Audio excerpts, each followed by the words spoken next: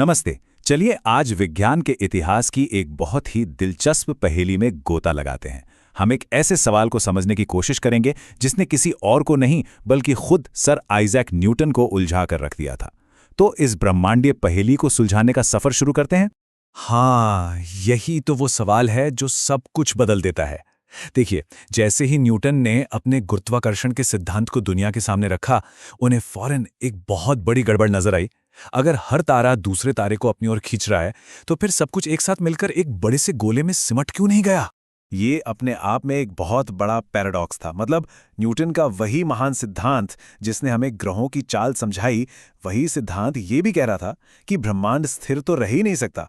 ऐसा लग रहा था कि पूरे ब्रह्मांड का ढह जाना तो तय है। और ये ख्याल न्यूटन को बहुत परेशान कर रहा था। साल 1691 में उन्होंने उस जमाने के एक और महान विचारक रिचर्ड बेंटले को एक खत में लिखा भी था। उन्होंने कहा कि अगर ब्रह्मांड में तारों की संख्या सीमित हो तो वे निश्चित रूप से एक दूसरे की तरफ खिंचकर ढह जाएंगे। लेकिन न्यूटन थे। उनके पास इस मुश्किल का एक तोड़ भी था, एक ऐसा आइडिया जिसके लिए ब्रह्मांड को देखने का हमारा नजरिया ही पूरी तरह से बदलना जरूरी था। देखिए, न्यूटन का तर्क बहुत ही एलिगेंट था। उन्होंने सोचा, क्या हो अगर ब्रह्मांड फाइनाइट यानी सीमित हो ही ना, अगर ब्रह्मांड अनंत हो और तारे उसमें हर जगह बराबर फैले हों, तो गिरने के लिए कोई केंद्र होगा ही नहीं। हर तारे पर हर दिशा से बराबर खिंचाव लगेगा। नतीजा एक परफेक्ट बैलेंस, कुछ कहीं नहीं गिरेगा। सुनने में तो ये आइडिया कमाल का लगता है ना? लेकिन इसमें एक बहुत बड़ी गड़बड़ थी। एक ऐसा झोल जो अनंत या इन्फिनिटी के कॉन्सेप्ट में ही छिपा हुआ था। चलिए इसे एक थॉट एक्सपेरिमेंट से समझते हैं। बहुत आसान है। मान लीजिए कि कुछ तारों का एक झुंड है जो अपनी ही ग्रेविटी से अंदर की ओर ढह रहा है। ठीक, अब इस झुंड के चारों तरफ हर दिशा में बराबर और भी बहुत सारे तारे फैला देते हैं। तो होता क्या है? न्यूटन का ही नियम कहता है कि इन बाहरी तारों का जो खिंचाव है वो अंदर वाले झुंड पर हर तरफ से बराबर होने की वजह से कैंसिल हो जाएगा। मतलब अंदर का झुंड तो अब भी पहले की तरह ही ढहता रहेगा। तो मतलब साफ है, आप चाहे जितने भी तारे जोड़ते जाइए, वो हमेशा अंदर की तरफ ढहते रहेंगे। ग्रेविटी हमेशा जीतती है। बाद में वैज्ञानिकों ने भी यही नतीजा निकाला कि एक अनंत और स्थिर ब्रह्मांड जहां गुरुत्वाकर्षण सिर्फ खींचता हो, असल में हो ही नहीं सकता। अब सवाल ये उठता है कि उस समय के लोग, इतने बड़े बड़े विचारक, उन्होंने ये क्यों नहीं सोचा कि शायद ब्रह्मांड फैल रहा हो या सिकुड़ रहा हो? सब उसे स्थिर ही क्यों मानना चाहते थे? असल में इसके पीछे गहरी साइकोलॉजिकल वजह थी।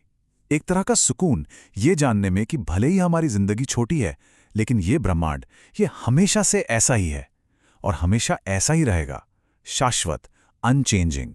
तो जब कुछ लोगों को यह समझ आ गया कि न्यूटन का लॉ एक स्टैटिक यूनिवर्स को सपोर्ट नहीं करता, तब भी उन्होंने एक्सपैंडिंग यूनिवर्स का आइडिया नहीं दिया।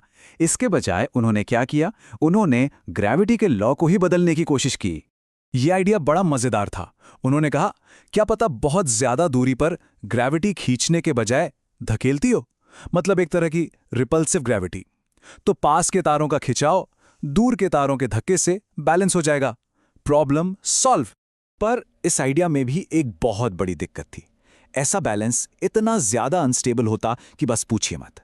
यह ठीक वैसा ही है जैसे एक पेन को उसकी नोक पर खड़ा करने की कोशिश करना। जरा सा भी कुछ हिला और सब खत्म। सोचिए, अगर तारे जरा सा भी एक दूसरे के पास आएं, तो अट्रैक्शन की फोर्स रिपल्शन से ज्यादा हो जाएगी और बूम, वो एक दूसरे में ढहना शुरू हो जाएंगे। और इसका उल्टा भी उतना ही सच है। अगर वो जरा सा भी दूर हो गए, तो रिपल्शन की फोर्स जीत जाएगी और उन्हें हमेशा के लिए एक दूसरे से और दूर धकेलती चली जाएगी। मतलब बैलेंस तो बन ही नहीं सकता था। तो हम घूम फिर से उसी बड़े सवाल पर आ गए। अगर ब्रह्मांड स्थिर नहीं रह सकता, अगर वो स्टैटिक नहीं है, तो फिर वो कर क्या रहा है? और यही वो सवाल था जिसने 20वीं सदी में खगोल विज्ञान में एक क्रांति ला दी और हमें एक्सपैंडिंग यूनिवर्स यानी फैलते हुए ब्रह्मांड की अविश्वसनीय खोज तक पहुंचाया।